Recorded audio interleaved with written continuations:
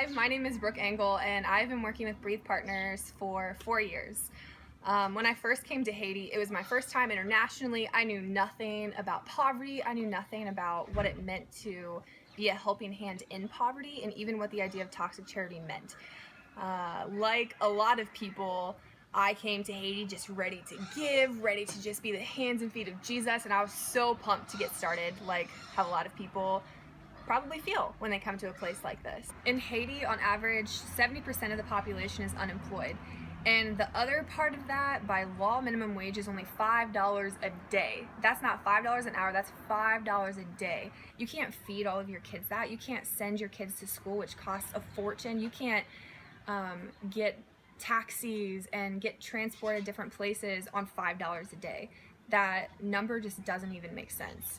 Imagine 7 out of 10 Americans not having a job in America. Can you imagine what that would look like, or what our country would look like if that was the reality? And there's no government programs helping. There's nothing like that in Haiti. They land in Haiti and they're ready to get started. They're wanting to help. Their hearts are bleeding. And we don't even really think about, like, what's the best way to help the people of this culture.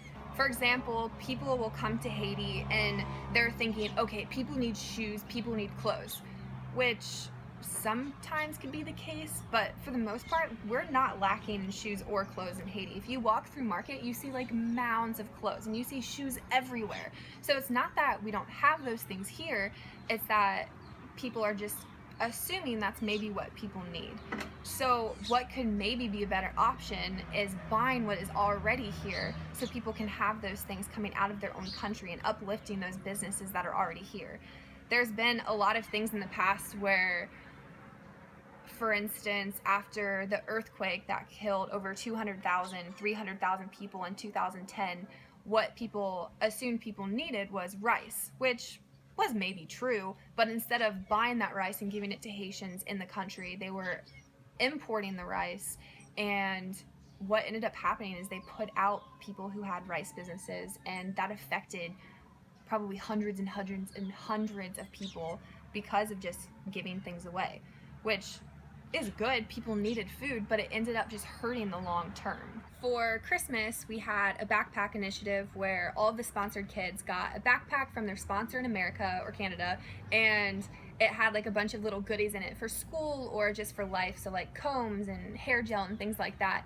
In our office back in America at Breathe Partners, they had the idea to bring those things in country, and we had thought here, we're like, oh, well, what if we got the chance to go out and market and to buy these things from businesses that are already here? So even though it was much harder and like it was an adventure to go like person to person to try to buy 100 combs or 50 perfumes or journals and books and things like that, like it was a lot harder, but we got to uplift those businesses and even just like show them that like we believe in them and that we believe in this country to provide for itself.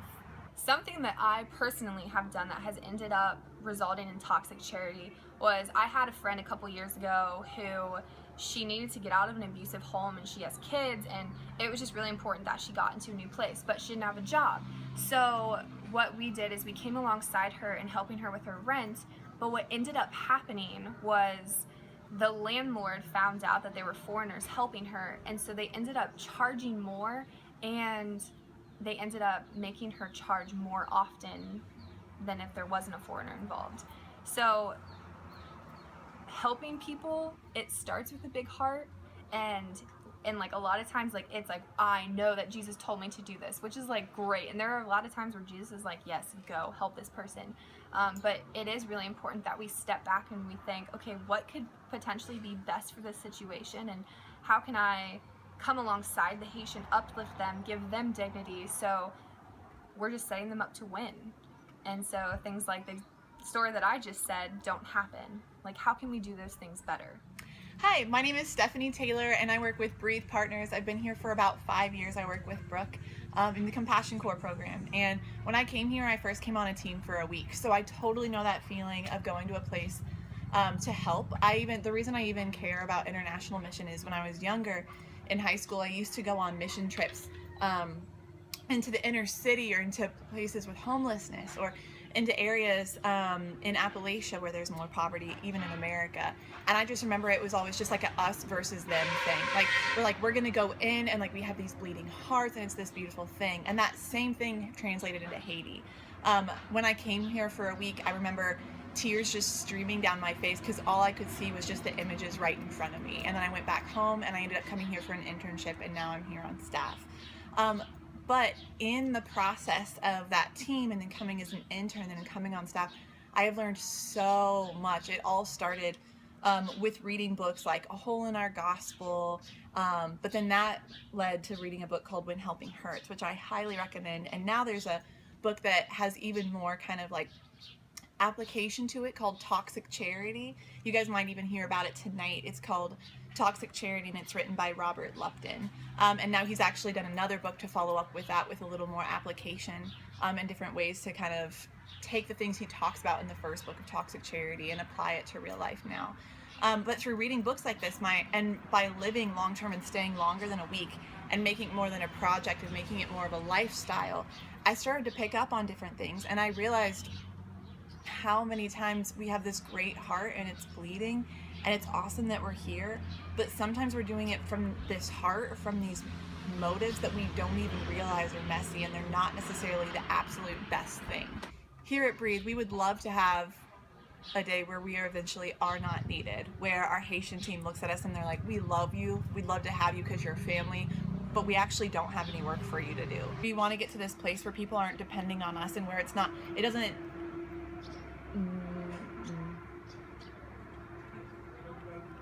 we're aiming to get to a place where they don't need us to show up for anything to happen.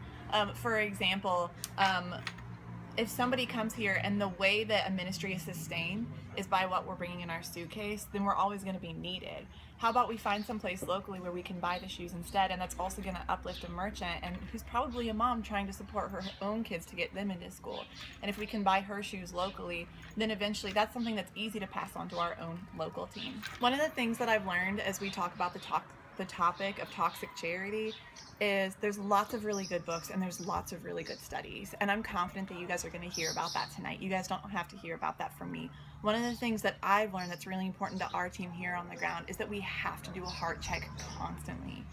We realize when we get into these spaces, whether it's here in Haiti or maybe for you it's just in the city, where you go into the city and you're finding people that are maybe living and they're experiencing a state of homelessness right now. But as you go to those places, you go in with this great heart, but then the longer you're in there, you realize that you came in with this attitude of just, we're better, or there must be something that we get that they don't get, or we must be smarter. And we don't go in like actively thinking those, but like they're subconscious. So then over time you make decisions based on what you're thinking. So instead of trying to empower, for us in Haiti, it might look like, instead of getting one of the local teenage boys and getting him an education so he can do the very thing that we're bringing people in on teams to do, instead we just keep on looking for Americans that have that skill set. There are plenty of very intelligent, very skilled teenage boys in this community who just don't have anybody helping them get to school. If we would instead get them to school, which is harder, it's harder to find money to send away and instead of getting somebody to come on a team. But if we can instead put our minds together to do that, or to do something creative where we're empowering somebody locally, it takes more time and it's not as easy, but that is what's going to eventually change the space that we're in. We have learned so much about slowing down and listening. There have been so many projects we do, or so many ideas that somebody has, and they're really awesome, so we run with it, and then we realized we didn't ask anybody in Haiti. We took Americans who grew up in America and who had all these great ideas, and we think that we come and we have the best ideas, and we applied them in a context without asking anybody that lives in that context, which we would never do. If a group of Haitians came into your city, looked around at what you were doing, and they said, well, we have a better way, and they just started implementing it, that wouldn't actually change anything. It would probably just be kind of in your way. It would be in your schedule, and you'd just kind of be waiting for them to leave. You'd like them, you'd like their company, you'd be like, I love the heart, you came with a great idea, but when nobody's listening to you, then they're probably not actually going to do anything that changes.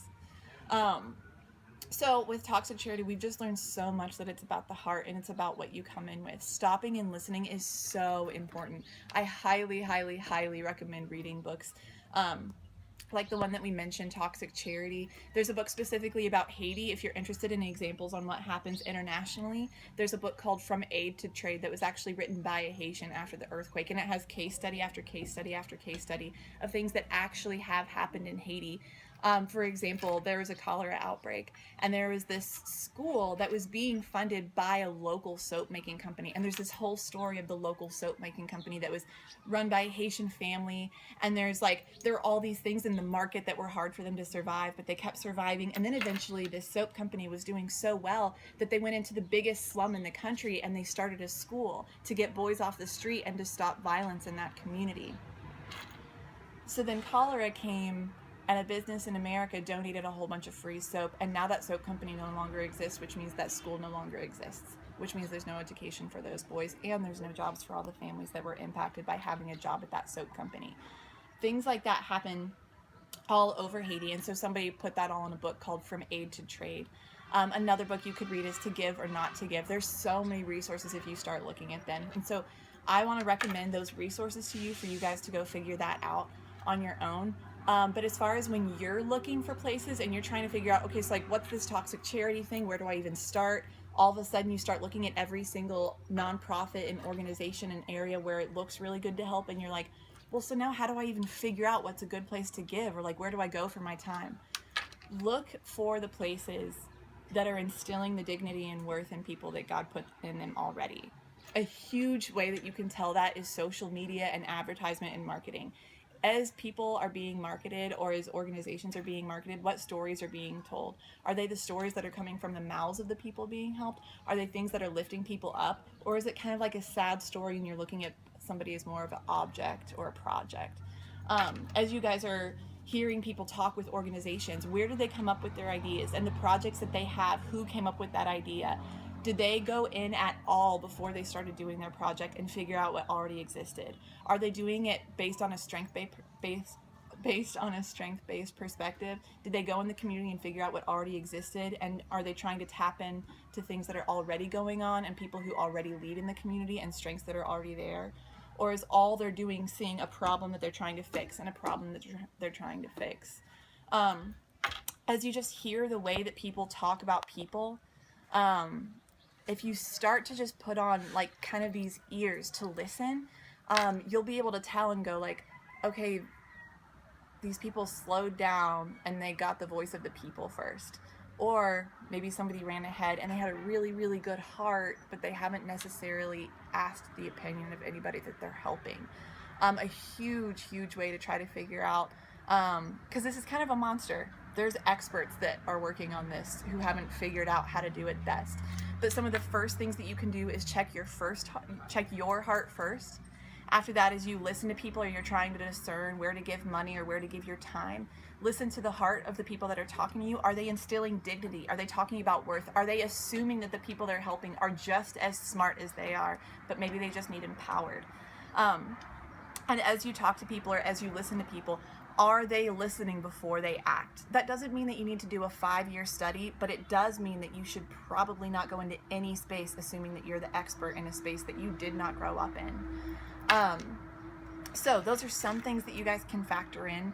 Obviously, we only had so much time to talk to you guys, but I hope this starts to get your guys' minds working on maybe what it could look like to start slowing down and to not go in assuming that we're the expert, but instead to go in and kind of fix our hearts on maybe what the best way to help would be.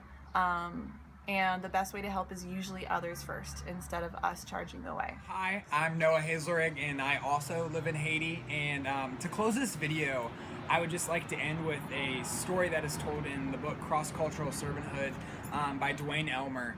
And in this chapter, he's talking about humility, and he kind of gives us some symbolism with a monkey and a fish that really helps illustrate really what's going on and what can happen if we're not aware of it. The monkey serves the fish. A typhoon had temporarily stranded a monkey on an island. In a secure, protected place on the shore, while waiting for the raging waters to recede, he spotted a fish swimming against the current.